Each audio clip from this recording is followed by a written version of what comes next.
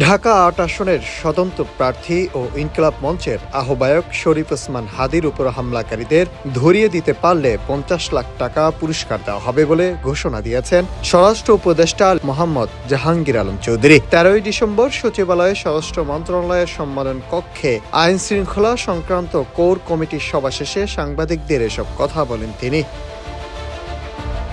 স্বরাষ্ট্র উপদেষ্টা বলেন, হাদীর উপর হামলার সঙ্গে জড়িতদের দ্রুত আইনের আওতায় আনা হবে। এ ধরনের ঘটনা জাতীয় সংসদ নির্বাচনকে বিলম্বিত ও বানচাল করার উদ্দেশ্যে এই ঘটনা হয়েছে। পাশাপাশি বর্তমান অন্তর্বর্তী সরকারের পক্ষ থেকে জুলাই গণ অভ্যুত্থানের সম্মুখ সারির যোদ্ধাদের জন্য বিশেষ নিরাপত্তার ব্যবস্থা নেওয়া হচ্ছে বলে জানিয়েছেন তিনি। তিনি আরও বলেন, লুট হওয়া ও অবৈধ অস্ত্র উদ্ধারে আইনশৃঙ্খলা বাহিনীর অভিযান চলমান রয়েছে। এটিকে আরও জোরদার ও বেগবান করতে ফ্যাসিস্ট ও টেররিস্টদের দমনে অপারেশন ডেভিল হ্যান্ড ফেজ 2 অবিলম্বে চালু করার সিদ্ধান্ত নেওয়া হয়েছে। অন্যদিকে ডিএমপি কমিশনার শেখ মোহাম্মদ সাজ্জাদ আলী বলেন, ইনকিলাব মঞ্চের মুখপাত্র শরীফ ওসমান হাদীকে গুলি করা একজনকে শনাক্ত করা হয়েছে এবং তাকে শীঘ্রই গ্রেপ্তার করা হবে। এছাড়াও বলেন, এই ঘটনার তদন্ত চলছে, এখনই বেশি কিছু বলা যাচ্ছে না, তবে গুলি করা একজনকে শনাক্ত করা হয়েছে। সংসদ নির্বাচনে প্রার্থীদের নিরাপত্তার বিষয়ে ব্যবস্থা নেওয়া হচ্ছে বলে জানান তিনি।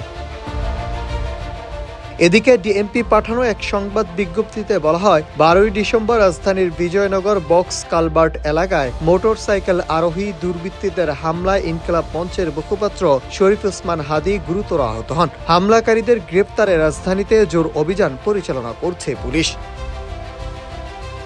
বিজ্ঞপ্তিতে আরও বলা হয়, ঘটনাস্থলের আশেপাশের সিসিটিভি ফুটেজ বিশ্লেষণ করে ছবির একজন ব্যক্তিকে প্রাথমিকভাবে শনাক্ত করা হয়েছে। তাকে গ্রেপ্তারে ঢাকা মেট্রোপলিটন পুলিশ সর্বাত্মক চেষ্টা চালাচ্ছে। অভিযুক্ত ব্যক্তির বিষয়ে কোনো তথ্য পাওয়া গেলে বা তার সন্ধান মিললে দ্রুত ডিসি মতিঝিল, ওসি পল্টন অথবা জাতীয় জরুরি সেবা নম্বর 999-এ যোগাযোগ করার জন্য অনুরোধ জানানো হয়েছে। তথ্যদাতার পরিচয় গোপন রাখা হবে এবং উপযুক্ত পুরস্কার দেওয়া হবে বলেও বিজ্ঞপ্তিতে উল্লেখ করা হয়েছে। Nahid Hasan, news desk, Ittefaq.